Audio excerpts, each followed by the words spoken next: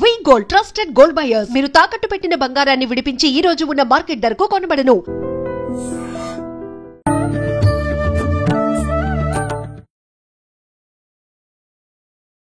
నమస్కారం, welcome to I dream. ధర్మ మార్గం విత్ విజిత కార్యక్రమానికి స్వాగతం. ప్రస్తుతం మనతో పాటు ఉన్నారు ప్రముఖ ఆధ్యాత్మికవేత్త ప్రొఫెసర్ సత్యనారాయణ మూర్తి గారు. ఇప్పుడు వారితో మాట్లాడి మరిన్ని మంచి విషయాలు తెలుసుకుందాం. నమస్కారం అండి. నమస్కారం మా విజిత. ఆషాఢ మాసం రాగానే బోనాల పండగ స్టార్ట్ అవుతుంది. బోనాలు, పోతరాజులు, జోగినీలు, అంటే కళ్యాణాలు కొన్ని ప్రదేశాల్లో ప్రత్యేకించి ఇవన్నీ కూడా ఎంతసేపు ఉన్న గ్రామ దేవతలని ఆచరించే ఆరాధించే మాసం ఏదైనా ఉంది అంటే అది ఆషాఢ మాసం. ఎందుకని అంటే ఎటువంటి దేవతలకైనా కూడా ప్రతినిత్యము ఆరాధనలు జరుగుతూ ఉంటాయి. లేదు అంటే పర్టికులర్ ఒక వారంలో ఒక రోజు వాళ్ళకంటూ కేటాయించబడి, అంటే అది వాళ్ళకని కేటాయించబడిందో లేదో మనమైతే ఈ దేవతకి ఈ వారం అని చెప్పి ఆరాధిస్తాం. కానీ ప్రత్యేకించి ఆషాఢ మాసం అంతా కూడా ఈ గ్రామ దేవతల్ని ఆరాధిస్తూనే ఉంటాము. బోనాల రూపంలో వాళ్ళకి నైవేద్యం నివేదన చేస్తూ ఉంటాం. ఏంటి ఈ వైశిష్ట్యం అంతా కూడా ఎక్కడి నుంచి వచ్చింది అదంతా కూడా తెలియజేయండి. వెరీ గుడ్ అమ్మా. మహాలక్ష్మి తల్లికి శ్రావణ మాసం కేటాయించేసాం. తర్వాత శ్రీ మహావిష్ణువుకి మార్గశీర్ష మాసం, ఆశ్వీజ మాసం దుర్గాదేవికి, ఇట్లా ఒక్కొక్క మాసాన్ని చేశారు. గ్రామ దేవతలకి ప్రత్యేకించి కలరా, ప్లేగ్ వ్యాధులు ఆ కాలంలో వచ్చేవి.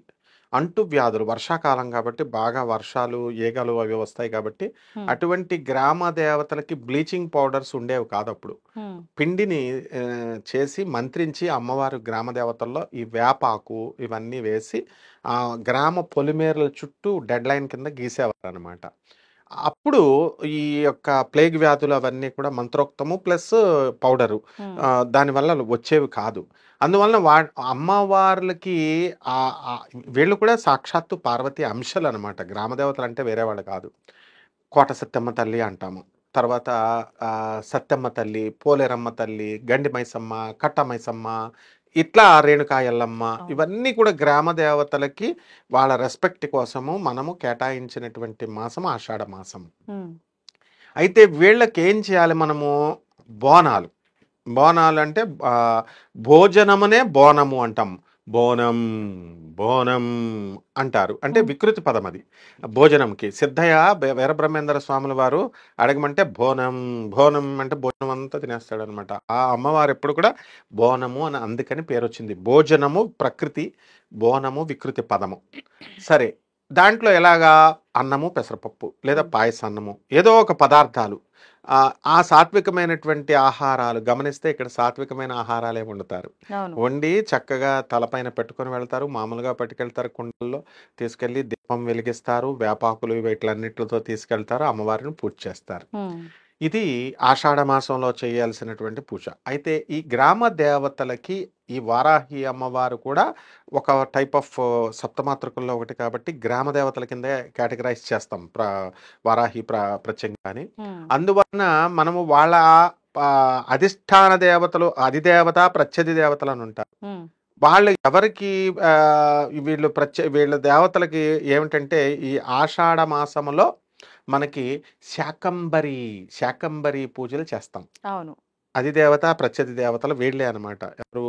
పోలేరమ్మ తల్లి, వీళ్ళందరూ గ్రామ దేవతలు. ఒకళ్ళకొకళ్ళు గ్రామ దేవతలకి ఒకళ్ళకొకళ్ళు. ఇప్పుడు ఆంజనేయ స్వామి ఉన్నాడు, మన బెజవాడ కనకదుర్గమ్మకి క్షేత్రపాలకుడు ఆయన.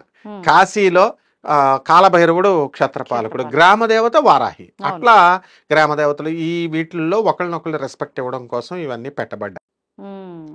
తర్వాత మనం ఏం చేస్తారు? సింపుల్, ఇక్కడ కూడా లలితా సహస్రమే. మళ్ళీ కుంకుమార్చన లలితా సహస్రంతో చేసుకోవచ్చు. విడిగా సత్యమ్మ తల్లిది నాకు దొరకలేదు సహస్రనామ బుక్ అని పూజలు మానేయక్కర్లేదు. తర్వాత గ్రామ దేవతల ఆరాధనప్పుడు కూడా సహస్రనామాలు చేసుకుంటారా? అన్నిటికీ లలితే అమ్మ ముఖ్యము. సాత్విక దేవత జగజ్జనని, అందుకే షోడశీ విద్య అంటారు దాన్ని. నవావరణ పూజలు వీళ్ళంతా ఒకటే. దుర్గాదేవి, చండీదేవి అని అంటాం. దుర్గా ఆరాధన, కాళీ ఆరాధన లాగా చేస్తారు. ఇక్కడ ఏం చేశారంటే పాతకాలంలో పొలాలలో ఉండేది అమ్మవారి గుళ్ళు, ఈ గ్రామ దేవతల గుళ్ళు. అందుకని కోళ్లను కోయడం, మేకలను కోయడము ఇలాంటిది ట్రైబల్ ఏరియాల్లో పొలాల్లో ఉన్నది కాబట్టి ఆచారంగా వచ్చింది అప్పుడు. ఇంకా అదే అనుకొని ఇప్పుడు అందరూ కూడా కోళ్ళని మేకలను కోయడము, జాతర చేయడము ఇలాంటివి చేస్తున్నారు. ఇవన్నీ అవసరం లేదని ఆదిశంకరాచార్యుల వారు వచ్చిన తర్వాత నిమ్మకాయ పెట్టడము, గుమ్మడికాయ పెట్టడము. అంటే కూష్మాండ దేవత అంటే అర్థం ఏమిటంటే మన యజమాని యొక్క శ్రేయస్సును కోరుకునేది కూష్మాండ దేవత. ఆ దేవతలు ఎక్కడ ఉంటారంటే గుమ్మడికాయలో ఉంటారు. అలాగే తాంబూల దేవత అంటాం. తాంబూల దేవత అంటే మనం ఒక పూజ చేసిన తర్వాత పంతులు గారికి అందులో దక్షిణ పెట్టిస్తాం. మన యొక్క కర్మను ఆయనకి ఇస్తున్నాము తాంబూలంలో పెట్టినప్పుడు. ట్రాన్స్ఫర్ వెళ్ళిపోతుంది, మనకి ఇచ్చిన వాడికి ఏ ఉండదు. అందుకోసము నింబూ ఫలము అంటే ఇది కూడా నిమ్మకాయ అంటే దేవతల ఫలం. ఇది పెడితే కోళ్ళని మేకలు ఇచ్చినంత ఫలితం అన్నమాట. కాబట్టి ఈ యొక్క యానిమల్ సాక్రిఫైస్ బర్డ్ సాక్రిఫైస్ మానేసి చక్కగా ఈ బోనాల్లో ఇలా అమ్మవారికి చేస్తే చాలా శ్రేయస్కరం, మంచిది కూడా. అండ్ రెండవది ఏంటంటే ఈ యొక్క శాకంబరి అమ్మవారికి, వరంగల్ భద్రకాళి అమ్మవారికి చక్కగా కూరగాయలతో అలంకారం 9 రోజులు చేస్తాం. అలాగే మన బెజవాడ కనకదుర్గమ్మ, అలంపురం జోగులాంబ శక్తిపీఠాలలో అన్ని చోట్ల కూడా చేస్తారు. కాబట్టి బోనాలు చేయడం వల్ల ఏంటంటే అంటు వ్యాధులు, స్మాల్ పాక్స్, చికెన్ పాక్స్ లాంటి రోగాలు వస్తే ఫస్ట్ మనం ఏం చేస్తాం, వేపాకు వేస్తాం. ఎందుకని యాంటీ టర్మరిక్, యాంటీబయాటిక్. అందువల్లనే యాంటీబయాటిక్ కాబట్టి మనం పసుపు రాసి కాళ్ళకి అందుకోసం రాస్తాం. సో ఈ అమ్మవార్లు 108 అక్కా చెల్లెళ్ళు వీళ్ళు. పోతురాజులు స్వామివారు వాళ్ళకి ఏకైక తమ్ముడు. అందువలన కంపల్సరీ మనము ఈ మాసం అంతా కూడా వాళ్ళకే కేటాయించబడి ఉంది. వాళ్ళకి చేసుకుంటే వాళ్ళ అనుగ్రహం వస్తుంది. ఆ కాలంలో వాళ్ళని స్మరించుకోవాలి అని అర్థం అనమాట. కాబట్టి దీనికి విధానం అంటూ ఏమీ లేదు. ఇలాగే చేయాలని పూజకి విధానం అంటూ ఉండదు. ఏ పూజకైనా respecting mother and father.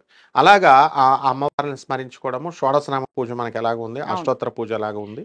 So అలా ఓం లలితాయ నమః, ఓం దుర్గాయ నమః, దుర్గాదేవికే చేస్తారు ఇదంతా కూడా. సో ఆ రకంగా వీళ్ళు ఆషాఢ మాసంలో మనకి ఆషాఢ అమావాస్య వరకు మనం వీళ్ళకి అంతా కూడా చేసుకుంటే మనకి అంటువ్యాధులు రావు, రోగాలు రావు. మొత్తానికి అంటే ఇప్పుడు అంటువ్యాధులు రాకుండా అంటే ఆల్రెడీ మునుపటి కాలంలో ఎప్పుడైనా ఇలా వస్తేనే ఇది మొదలు పెట్టుకుంటారు కదా. జరిగింది. కలరా, కలకత్తాలో కలరా వచ్చింది. బ్రహ్మం గారు చెప్పారు 1975 ఎమర్జెన్సీ టైంలో, ఆ టైంలో వచ్చింది దగ్గరగా. వస్తే కలరాకి బ్లీచింగ్ పౌడర్ వేసి కలకత్తా కాళీకి జాతర చేశారు. అలా ప్రతి గ్రామ దేవతక చరిత్రను మనం తీసుకున్నప్పుడు కలరా, ప్లేగ్ వ్యాధులు వచ్చినప్పుడు ఈ అమ్మవారిని మనం తెగ పూజ చేస్తాం. చికెన్ పాక్స్, స్మాల్ పాక్స్ ఇవన్నీ కూడా మసూచి. ఓకే, ధన్యవాదాలండి. ధన్యవాదాలు. తవ్వుతూనే శివలింగం. సరే దాన్ని అట్లా కప్పేసేయండి, చూపించదండి. మూర్తి పూజ కాదు, సాక్షాత్ బ్రజేంద్ర నందన భగవాన్ ఉన్నారు మూర్తిలో. ఏమీ ఆశించకుండా ఆరాధించే వాళ్ళు కూడా ఉన్నారా ప్రభుజీ? నిజమైన భక్తి అంటే మనకు తెలియదు కాబట్టి